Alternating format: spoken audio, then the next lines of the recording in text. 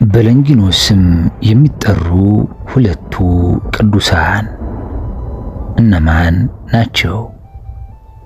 የመጀመሪያው ለንጊኖስ ሰማዕት ሲሆን ሁለተኛው አባ ለንጊኖስ ዘደብረ ዝጋግ ይሆናሉ።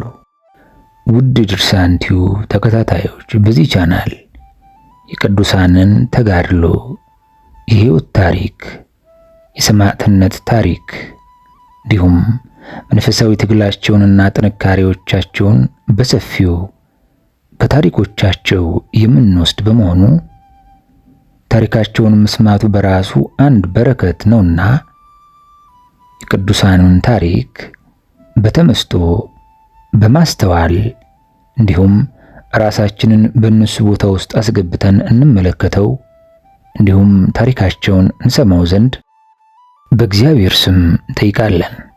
ይህ መንፈሳዊ ታሪክም ለብዙ እህቶች እንዲደርስ ላይክ በማድረግ ይጀምሩ። በለንጊኖስ ስም የሚጠሩ ሁለት ቅዱሳን አሉ። የመጀመሪያው ቅዱስ ለንጊኖስ ሰማዕት ወይም ሰማዕቱ ለንጊኖስ ይሆናል። ሰማዕቱ ለንጊኖስ ይህም አስቀድሞ ጌታችንን ጎኑን በጦር የወጋው ነው። በኋላም በጌታችን አምኖ ወንጌልን ሰብኮ በሰማዕትነት አርፏል። ከዮናውያን ወገን ሲሆን የሮማ ወታደር ነበር። ጲላጦስ ጌታችንን እንዲሰቅሉት ለአይሁድ አሳልፎ ሲሰጠው ይህ ለንጊኖስ ከጲላጦስ ጭፍሮች ውስጥ አንዱ ስለነበር የጌታችንን ስቃይ አይቶ በክፉ ግብራቸው ላለመተባበር ብሎ ከአካባቢው ሸሽቶ ነበር። በዕለተ ዓርብ ግን ሮማውያን በጌታችን መከራ ያልተባበረውን ሁሉ እንደ ንጉሡ ጠላት ስላዩት መድኃኔ ዓለም ክርስቶስ በመጨረሻዋ ሰዓት ተፈጸመ ካለ በኋላ ለንጊኖስ ወደ ቀራንዮ ተራራ ወጣ። ሮማውያኑም የሁለቱን ሽፍቶች አጥንቶች ሲሰብሩ ለንጊኖስ ደግሞ ከሞተ መቼም አልጎዳውም ብሎ አስቦ የጌታችንን ጎኑን ወጋው። በዚያን ጊዜም አንድ ዓይኑ እውር ነበርና ከጌታችን ከግራ ጎኑ ውሃና ደም ሲወጣ የታወረ ዓይኑን ቢነካው ዓይኑ በርታለች። በዚህም እጅግ ተገርሞ እየተደሰተ የሆነውን ሁሉ ማስተዋል ጀመረ።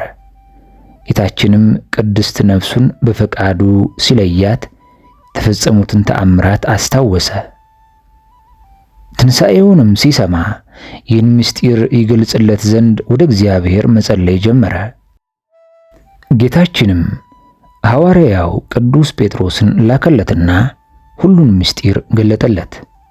ያን ጊዜም በሙሉ ልቡ አምኖ እስከ ሞት ድረስ ለመታመን ተዘጋጅቶ በክፉዎች አይሁድ ፊት ስለ ጌታችን አምላክነት መመስከር ጀመረ። አይሁድና ሮማውያንም በምስክርነቱ እጅግ ተቆጥተው ያሳድዱት ጀመር። ወደ ታናሿ እስያ ወደ ቀጵዶቅያ ሄዶ በዚያ ወንጌልን እንደ ሐዋርያት በመስበክ ብዙዎችን ወደ ቀናች እምነት መልሷቸዋል። አይሁድም በክፋት ተነስተው የሐሰት ምስክር አቁመው ስለከሰሱት የሮማ ወታደሮችም ይዘውት በንጉሥ በጢባሪዎስ ቄሳር አስፈርደው ሐምሌ 23 ቀን አንገቱን ሰይፈው በሰማዕትነት እንዲያርፍ አድርገውታል። ኅዳር 5 ቀንም የቅዱስ ለንጊኖስ ራስ የታየችበት ዕለት ነው።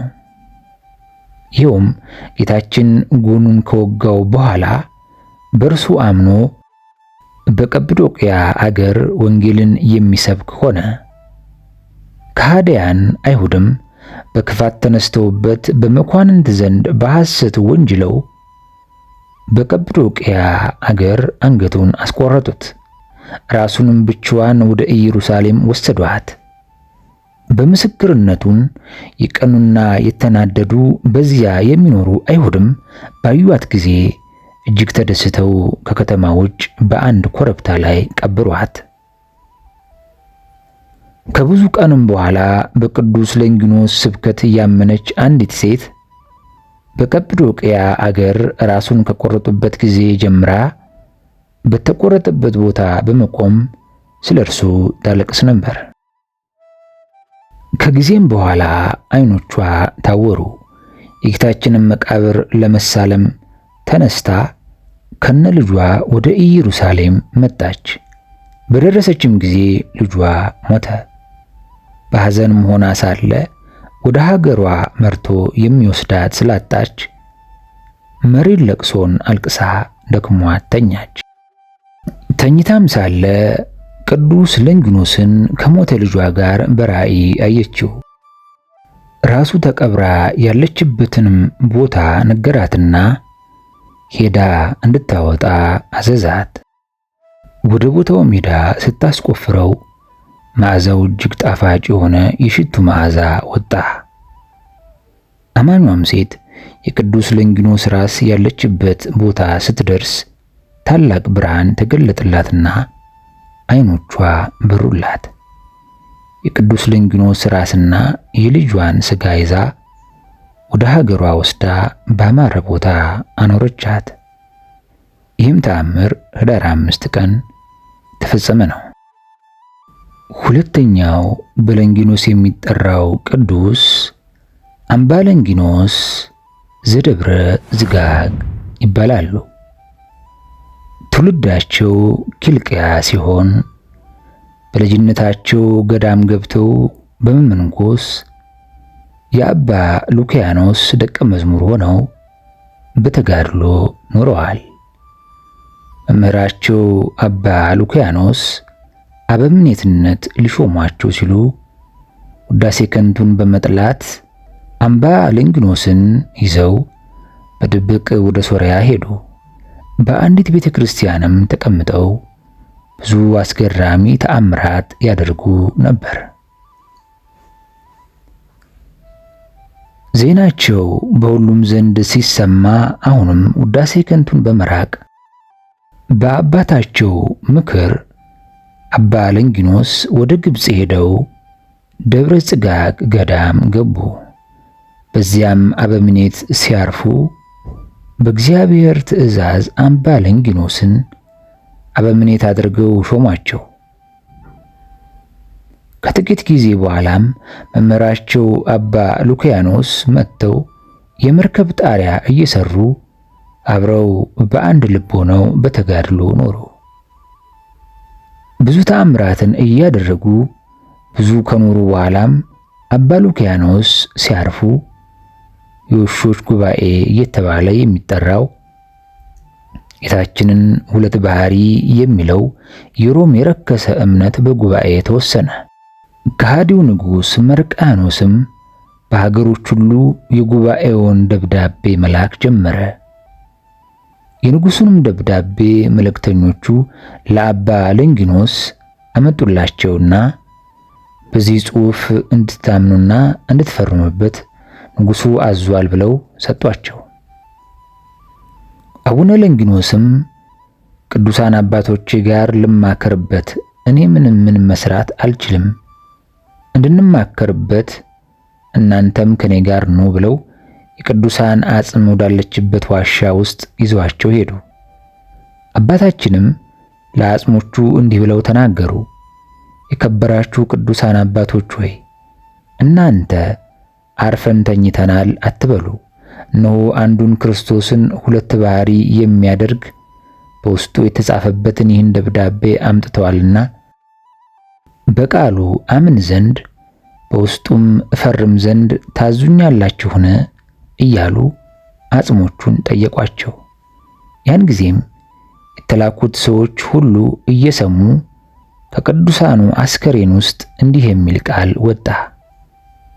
የአባቶቻችንን የሐዋርያትንና የ318ቱን የቀናች ሃይማኖትን አትተው፣ ይህችንም የረከሰ ደብዳቤ አትከተል፣ ከአስከሬናችን ቦታ አርቀው እንጂ የሚል ቃል ከአስከሬናቸው ወጣ። ይህንንም የሰሙት የንጉሡ መልእክተኞች እጅግ አድንቀው ወደ ንጉሡ አልተመለሱም። ይልቁንም ራሳቸውን ተላጭተው በዚያው መነኮሱ እንጂ። እስከ ዕለተ ዕረፍታቸውም በታላቅ ተጋድሎ ኖሩ። የከበሩ አባ ለንጊኖስም ያማረ ተጋድሏቸውን ጨርሰው የካቲት 2 ቀን በሰላም አርፈዋል። ስንክሳር ዘወርኀ የካቲት። የሰማነውን የሰማዕቱ የአባ ለንጊኖስንና አባ ለንጊኖስ ዘደብረ ዝጋግ አባታችንን በረከታቸው ለሁላችንም ይደር።